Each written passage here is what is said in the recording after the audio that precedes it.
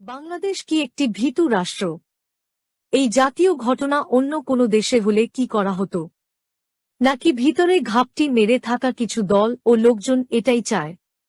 ভারতীয় ও বাংলাদেশের ভিতরে অবস্থানরত এবং ভারতের দাসী, ভারতে পালিয়ে যাওয়া শেখ হাসিনার মতো কিছু বেইমান, লুটেরা, বিশ্বাসঘাতক, মির্জাফর, দেশদ্রোহী নাগরিক ও দলের লোকজনের কথাবার্তাগুলো শুনুন এবং তাদের আশা আকাঙ্ক্ষাগুলো শুনুন এবং মারাত্মক ভিডিওগুলো দেখুন।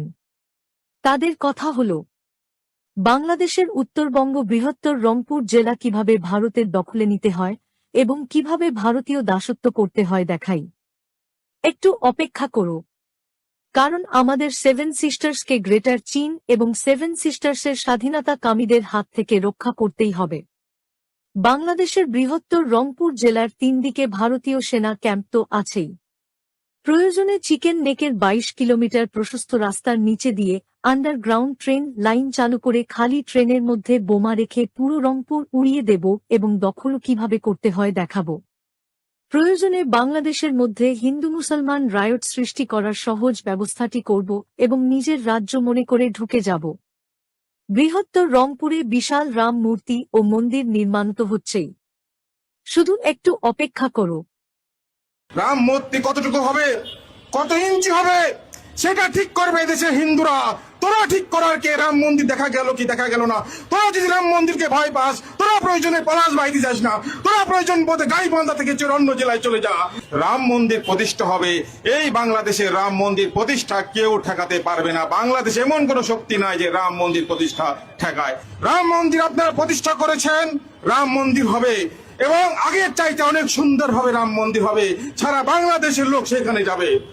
আজকের এই ছাত্র এবং ছাত্র যুবদেরকে আমি ধন্যবাদ জানাই। অল্প সময়ের মধ্যে একটি প্রতিবাদ তারা করেছে, প্রতিবাদের সূচনা তারা আজকে করেছে এবং ঘোষণা দিয়েছে যতদিন পর্যন্ত পলাশবাড়ীতে রাম মন্দির নির্মাণ না হবে ততদিন পর্যন্ত এই ছাত্র জনতা সারা বাংলাদেশে আন্দোলন করবে। যেহেতু তারা ঘোষণা দিয়েছে, আমি এই দেশের হিন্দু ছাত্র এবং যুবদেরকে চিনি, যেহেতু তারা ঘোষণা দিয়েছে তারা এই ঘোষণার ফল না পাওয়া পর্যন্ত ঘরে ফিরবে না, এটা আমার বিশ্বাস। আমরা বাংলাদেশ আরেকটি প্রদেশ করব শুধুমাত্র সনাতনীদের জন্য। আমার মন্দিরে আমি কোথায় আমার দেবতাকে কতটুকু রাখবো তার কৈফিয়ত আপনাকে আমি দেব না। আপনি কোথাকার হরিদাস পাল যে আপনাকে এই কৈফিয়ত দিতে হবে? আমি একজন সনাতনী, আমার ট্যাক্স আপনি নেন না, আমার সমস্ত কিছুর অধিকার আপনার আছে না? তাহলে আপনি যখন নিচে মসজিদ থাকার পরেও রাস্তায় যখন নামাজ পড়েন, তখন আমরা কি কখনো বলেছি যে এই রাস্তায় নামাজ পড়া যাবে না? এই রাস্তাটা তো আমাদেরও, কিন্তু আমরা মানবিকতা দেখাই। আপনাদের মধ্যে কোনো মানবিকতা নাই। আমার মন্দিরে, আমার বাড়িতে আমি কিভাবে আমার রাম দেবতাকে স্থাপন করব, কতটুকু করব, এর কৈফিয়ত নিশ্চয়ই আমি আপনাদেরকে দিব না। আপনি কোথাকার হরিদাস পাল যে আপনাকে এই কৈফিয়ত দিতে হবে? আপনাদের বলতে চাই, এই বাংলাদেশ আমার, আদি বাংলাদেশ আমার। আপনারা যদি বেশি বাড়াবাড়ি করেন, আমরা কিন্তু বিভিন্ন মানবতা, বিভিন্ন বিশ্বের দেশ থেকে সাহায্য চেয়ে আমরা বাংলাদেশ আরেকটি প্রদেশ করব শুধুমাত্র সনাতনীদের জন্য। ভারতের উচিত এই মুহূর্তে রংপুর ডিভিশনকে দখল করে ভারতের সঙ্গে জুড়ে নেওয়া। আর মনে রাখতে হবে, এই বিশাল রাম মূর্তি এবং সনাতন ধর্মীয় কমপ্লেক্সটি তৈরি হচ্ছে সেই রংপুর ডিভিশনে। ততক্ষণ পর্যন্ত আমাদের লক্ষ্য অখণ্ড ভারত। আমরা যেন একসময় ভারতের অঙ্গ ছিলাম, আমরা আবার সেই অখণ্ড ভারতের অংশীদার হতে চাই। बांग्लादेश में हर दिन किसी न किसी जगह पर हमला हो रहा है।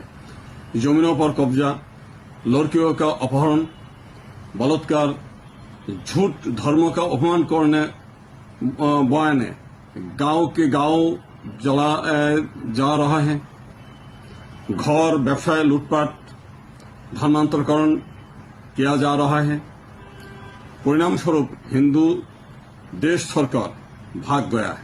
আমি অখণ্ড ভারত চাই, বাংলাদেশ বলে আমি ভারতের মধ্যে চাই না, না অখণ্ড ভারত চাইতে অসুবিধা নেই, অখণ্ড ভারত ছিল। Our end goal remains Akhand Bharat. This is the Indian route to take back Akhand Bharat. The threat of Bangladesh and Nepal shall be dealt later. मुस्लिम का इससे क्या मतलब है? जिस मैंने अखंडता की बात कही, उस अखंडता में हिंदू मुस्लिम कहाँ आते हैं? मुस्लिम का तो एंगल ही नहीं आता। फिर मैं एक और बात कहता हूँ, हमारे भारत को अखंड भारत बनाना चाहिए। আমাদের যা পপুলেশন আছে 140 20 কোটি অ্যাড করে তাহলে 160। মনে হচ্ছে না যে আমি বাংলাদেশ। একটা ক্রিকেট টিম যদি মিলেমিশে হয়ে যায় কত ভালো হবে। বাংলাদেশের সঙ্গে যুদ্ধ ভারতের কাছে তো কয়েকদিনের ব্যাপার নয়, কয়েক মিনিটেই ফয়সলা হয়ে যাবে। তা আমরা বড় ভাই হিসেবে চিমটি কাটছে, আঁচড় কাটছে, সহ্য করছি। বেড়া আমরা দেবই।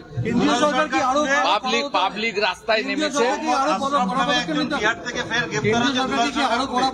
কেন্দ্রীয় সরকার সাথে আছে বলেই তো কালকে হটিয়ে দিয়েছে ওদেরকে। পাবলিক সাপোর্ট করছে, কোচবিহারেই বলুন, জলপাইগুড়িতেই বলুন, মালদাতেই বলুন, সর্বত্র জনগণ এগিয়ে এসছে। ভারতীয় জনগণ ভারত মাতা কি জয় বলছে, জয় শ্রীরাম বলছে, এবং কাঁটাতারের বেড়া দেওয়ার কাজে তারা হাত লাগিয়ে একটা ধরে মুসলমান ধর, তাদেরকে এই কর সেই কর, এই ধরনের প্রকাশ্যে মিছিল করেছে তারা। শুনেন মিছিলের সেই ভাষাগুলো।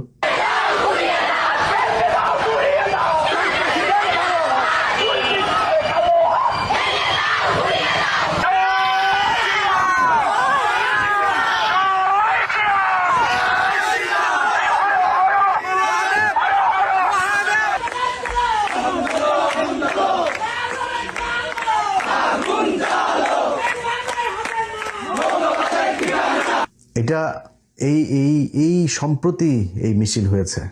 তারা যে ভাষা, যেইভাবে যে বডি ল্যাঙ্গুয়েজ, তাদের পেছনে একটা গভীর শক্তি কাজ করছে, যারা তাদেরকে উস্কানি দিচ্ছে যে বাংলাদেশে একটা সাম্প্রদায়িক দাঙ্গা বাধাইতে হবে।